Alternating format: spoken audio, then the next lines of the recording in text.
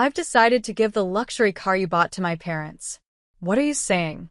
Mom and Dad are really excited. Wait a second. Did you buy the car just to give it to your parents? Yes, that's right. No matter what you say, the car is already theirs. If you don't agree, I'll divorce you. Divorce? At that moment, something inside me broke. I had always held back, but hearing him say that was too much. Fine, I said. If that's how you feel, then I'll do it. My name is Barbara.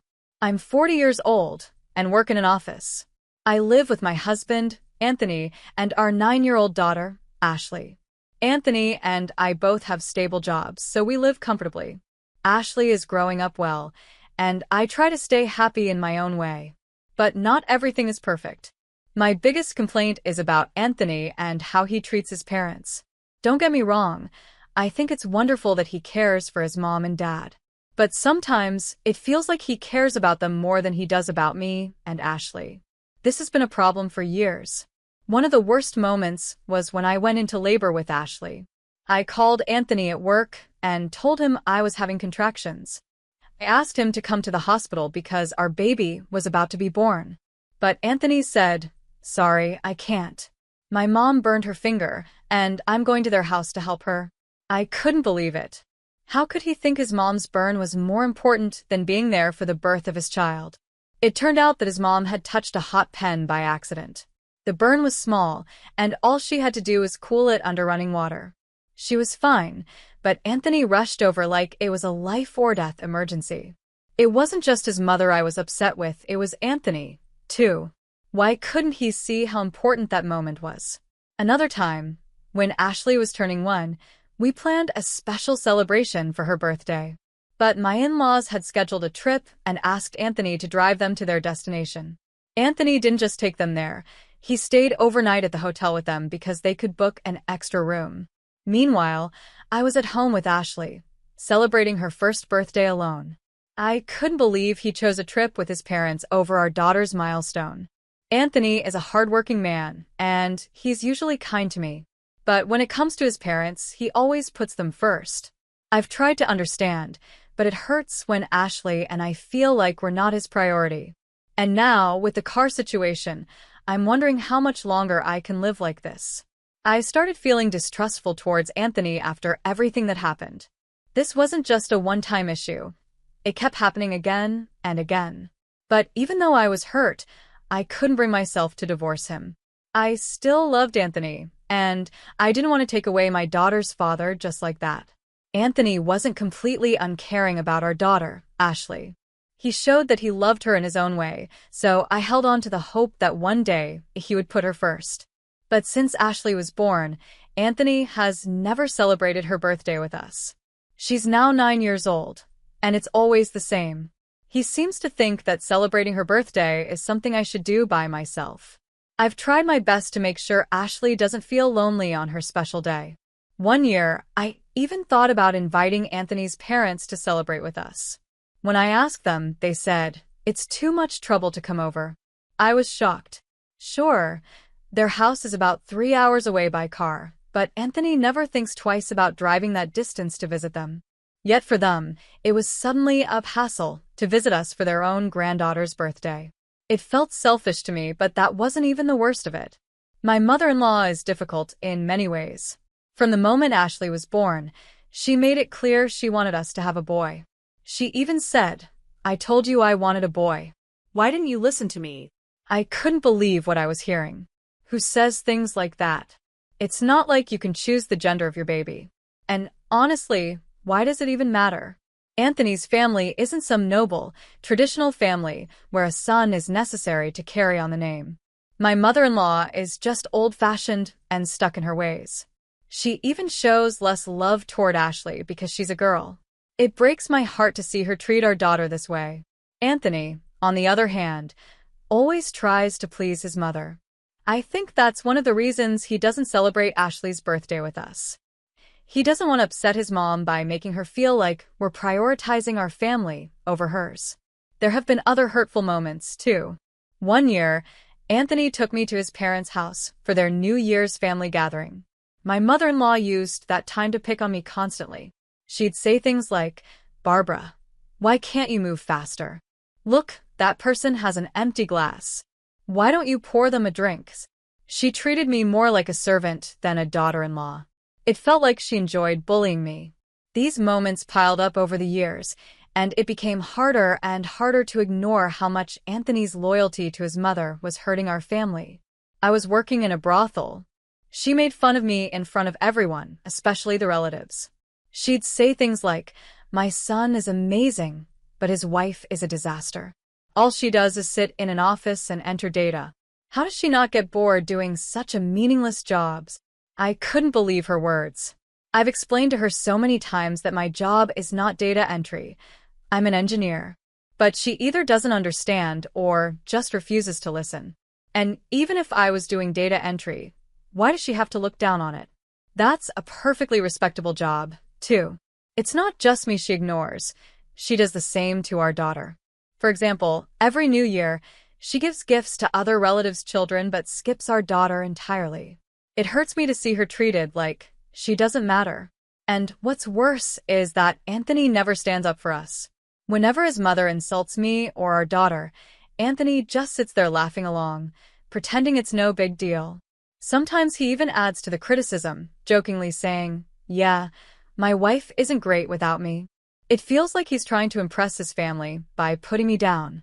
I stayed patient for a long time because I didn't want to take Ashley away from her father. But as the years went by, my love for Anthony slowly started to fade. It's hard to love someone who doesn't protect you or your child from unfair treatment. Then one day, Anthony came to me with a request. "Hey, there's something I've been thinking about buying," he said. "What is it?" I asked. "A car? A cars?" I was shocked. Anthony had never shown any real interest in cars before. "Why all of a sudden?" "Well, I've been driving to my parents' house a lot lately, and I thought it would be nice to get a new one," he explained casually. "We live close to a supermarket, and I don't drive much. I'm not very interested in cars, so I figured if he wanted one, he could handle it." "Well, it's up to you," I told him. "You're the one who drives it the most." Anthony looked happy with my response, but then his tone changed, and he looked a little guilty. "Actually, here's the thing," he said. "I'll choose the car, and I want you to pay for it." I was stunned. Anthony wanted a car but couldn't afford it himself. He expected me to pay for it. The truth is, my salary has always been the main support for our family. When I was on maternity leave, Anthony didn't contribute his income to the household. I had to return to work right after giving birth, just to make ends meet.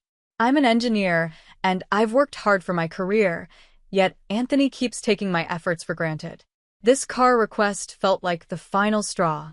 I talked to my company and arranged to work remotely from home, so I could balance my job with raising our daughter. While managing work and parenting, I sometimes found it frustrating that Anthony used his salary only for himself and expected me to pay for big things, like the new car he wanted. Still, I decided to let him buy it. After all, when Anthony is in a good mood, he takes good care of our daughter. "Okay, are you sure?" I asked. "Yes." "Thank you," Anthony replied, thrilled.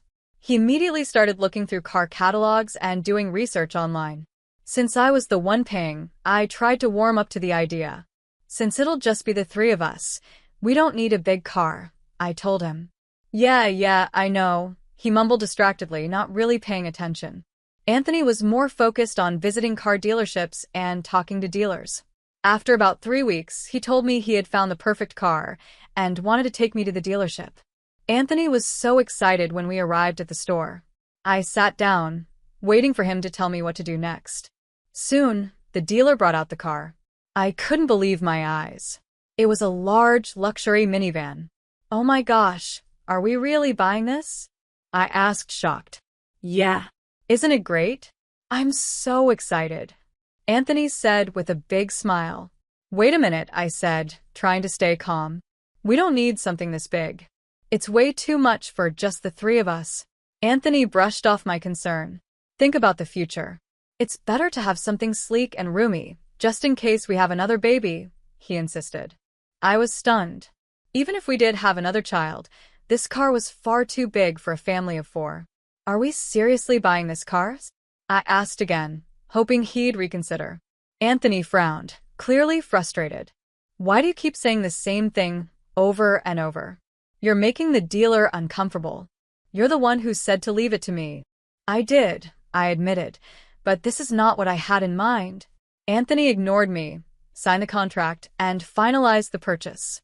Then the dealer explained the price. My heart sank. It was way more expensive than I expected. I can't pay for this all at once, I said. We'll have to take out a loan. Anthony insisted the car loan be in his name, so we went ahead with it. From that point on, we were tied to monthly loan payments for a car I didn't even want.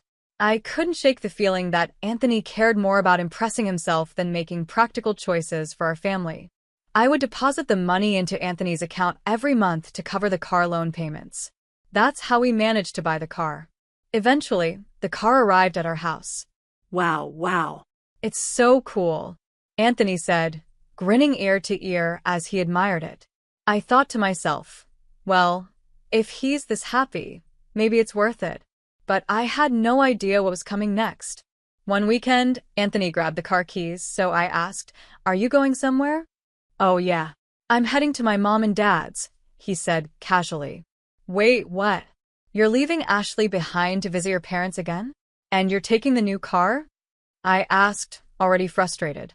Anthony then said something that completely shocked me. "Yep, that's right. I've decided to give the luxury car you bought to my parents as a gift." I froze. "What are you talking about?" "Mom and Dad are thrilled about it. Of course, I'll still drive it when we go out, but it's theirs now," he said happily. I couldn't believe what I was hearing. "Hold on a minute. Are you saying you bought this car just to give it to your parents?" "Yes, that's exactly what I'm saying," Anthony admitted. "You've got to be kidding me," I said, my voice rising. "You told me you wanted the car, so I agreed to buy it. If I had known it was for your parents, I would have never allowed it." Anthony shrugged. "It doesn't matter. It's already bought, it's in my name, and I can do whatever I want with it. If you disobey me, I'll divorce you." "Divorce?" I repeated, stunned. At that moment, something inside me snapped. For years, I had been holding back, trying to keep the peace for our daughter's sake. Even though Anthony always put his parents first, I believed he cared about our family too. But now, I realized he was willing to throw us aside without hesitation if it meant pleasing his parents. "Divorce, huh? If I disobey, you'll just leave?" I said, my voice trembling with anger. "Who do you think you are?" Anthony didn't respond, so I continued. Fine. "Let's get a divorce. I don't want you around anymore. Go back to your mom and dad, mama's boy." What? Anthony said, clearly caught off guard. "I've had enough, Anthony. I'm tired of being second to your parents. I'm tired of you disrespecting me and ignoring our daughter. If you care so much about them, go live with them. I'm done." For the first time, I felt a sense of freedom. I had been patient for too long, but this was the last straw. If Anthony wanted to prioritize his parents over his family, then he could go back to them. Ashley and I deserved better. I decided to provoke Anthony, and just as I expected, his face turned red with anger. "You're mocking me, aren't you?" he snapped. "Fine then. Let's get a divorce right now." Anthony stormed off, sneering as he said, "I'll go get the divorce papers."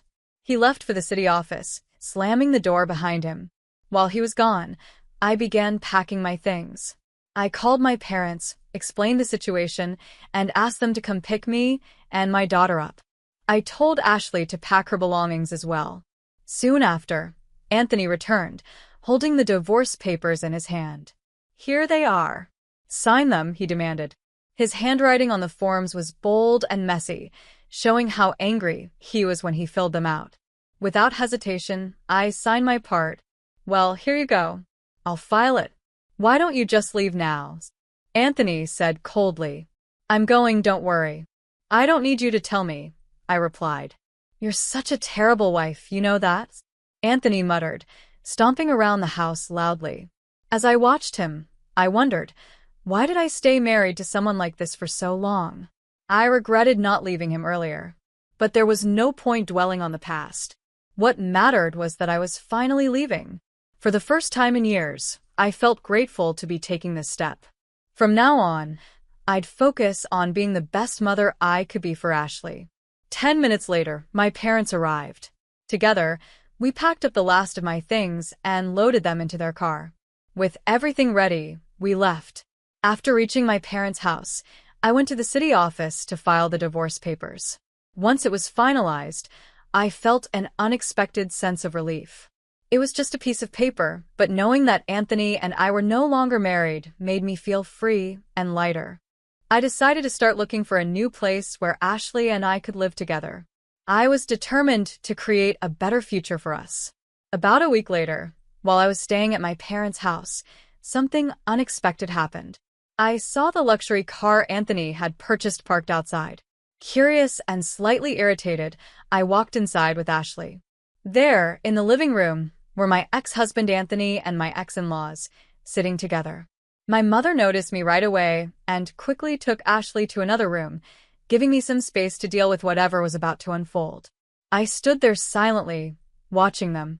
My emotions were a mix of anger, disbelief, and a strange sense of closure. Whatever came next, I was ready to face it.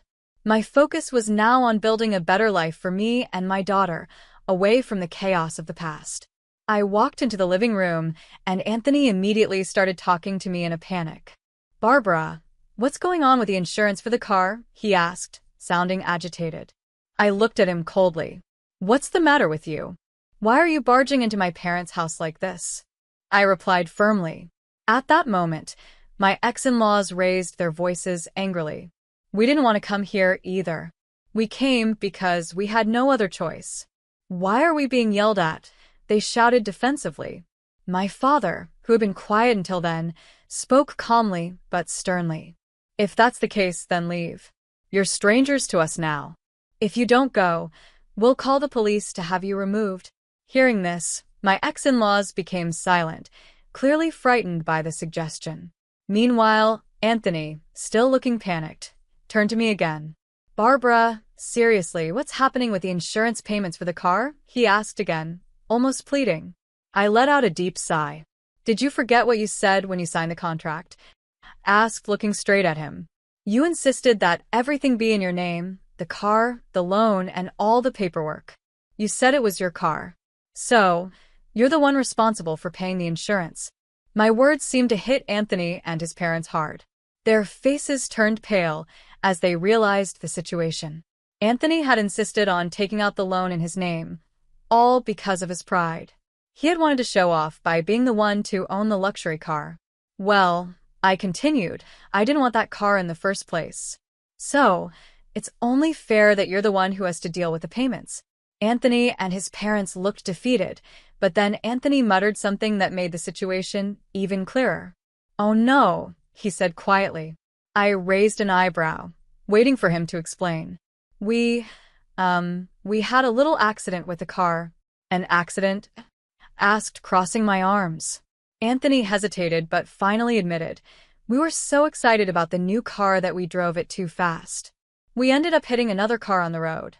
The front of the car is completely wrecked." I couldn't believe what I was hearing. "So that's why it was parked the way it was when I got here," I said, piecing it together. "You parked it so I wouldn't see the front, didn't you?" Anthony didn't respond. He just looked down, ashamed. His parents stayed quiet too, clearly embarrassed by what had happened. I stood there, feeling a mix of anger and relief. This whole mess was a reminder of why I'd made the right choice to leave Anthony.